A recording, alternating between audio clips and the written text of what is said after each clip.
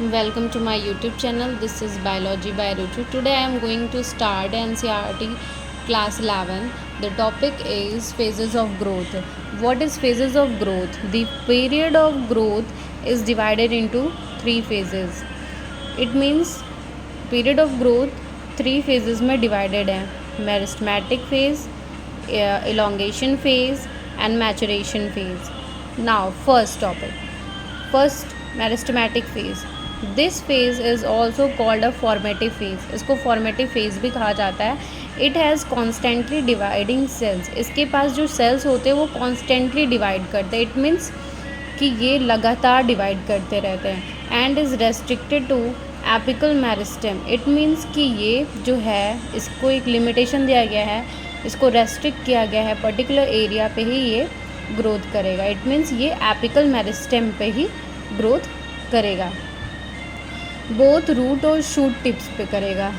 Like this is shoot tips, tip, this is the tip. Okay, tip. Here the growth is called root और shoot tips. It means apical part. Okay, have a dense protoplasm. इसके पास dense protoplasm होता है. Not have intercellular space. इसके पास intercellular space नहीं होता. Intercellular space का मतलब होता है कि दो सेल्स के बीच का जो स्पेस होता है, दो या दो से ज़्यादा सेल्स के बीच का जो स्पेस होता है उसको कहते हैं इंटरसेलुलर स्पेस, लेकिन इसमें नहीं पाया जाता है. Now come on elongation phase. elongation phase have aim at the enlargement of cell. It means cell का enlargement करता है. ये huge amount of solute present होते हैं इसमें, जिसके कारण वाटर का एब्जॉर्प्शंस होते हैं. ज़्यादा अमाउंट में सॉल्यूट प्रेजेंट होते हैं जिसकी वजह से वाटर का एब्जॉर्प्शन होता है. इस इलोंगेशन या इसको हम कह सकते हैं इस इनलार्जमेंट, ड्यूरिंग इनलार्जमेंट के समय में, जब इलोंगेशन होता है, इनलार्जमेंट होता है, large vacuole appear at the centre and protoplasm appear at the peripheral region of the cell. It means what? Peripheral means what? Peripheral means किनारे,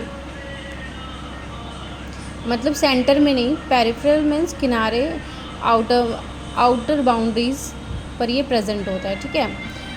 centre means as you know what is centre.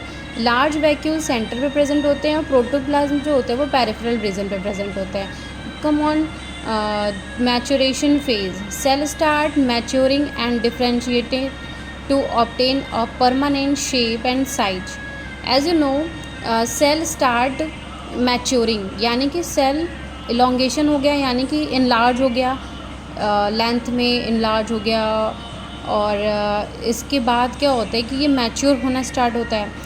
अब क्या होता है, ये cell enlarge हो गया, उसके बाद डिफरेंशिएट होगा, मीन्स डिवाइड होगा, जिसके बाद ये ऑब्टेन करेगा, एक परमानेंट शेप ऑब्टेन करेगा और साइज ऑब्टेन करेगा, जिसको हम लोग कह सकते हैं ट्रैकेट्स कहते हैं, वेजल्स कहते हैं, सीव ट्यूब्स कहते हैं, कॉर्क सेल्स कहते हैं, कोलेनकाइमा.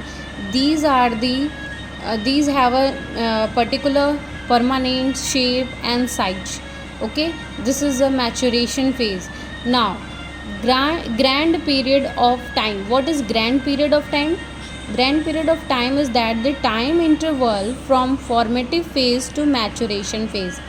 Formative phase से maturation phase के बीच का जो टाइम इंटरवल है, इसको ही हम लोग ग्रैंड पीरियड ऑफ टाइम कहते हैं.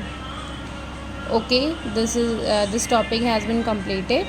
So now like and subscribe my channel. Thank you.